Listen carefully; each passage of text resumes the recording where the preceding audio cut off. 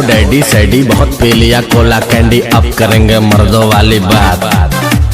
खूब पियेंगे beer share, साथ में लेके सेक्सी डियर, पार्टी चलेगी सारी रात। अरे व्यास अपने अंदाज में बोला।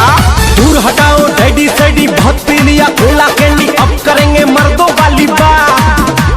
खूब पियेंगे बियर सियर, साथ में लेके सेक्सी डियर, पार्टी चलेगी सारी रात। लवंडिया लवंडिया लवंडिया लंदन से लाएंगे, रात भर डीजे बजाएंगे।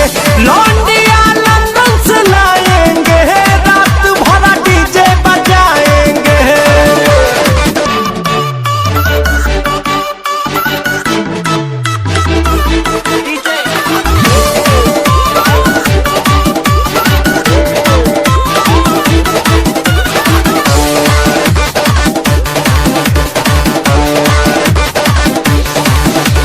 रजनी के स्टाइल में सिगरेट जलाएंगे, धुएं का छल्ला बनाकर उड़ाएंगे।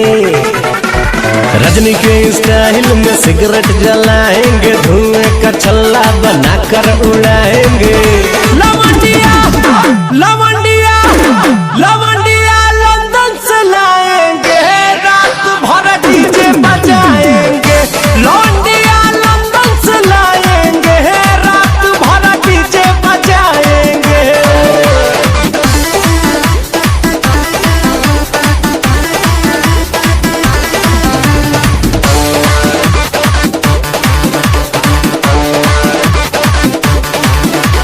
अंग्रेजी बेबी को देसी पिलाएंगे, भोजपुरिया गानों पे ठुमका लगाएंगे।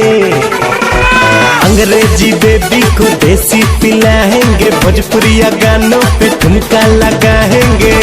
लवंडिया लवंडिया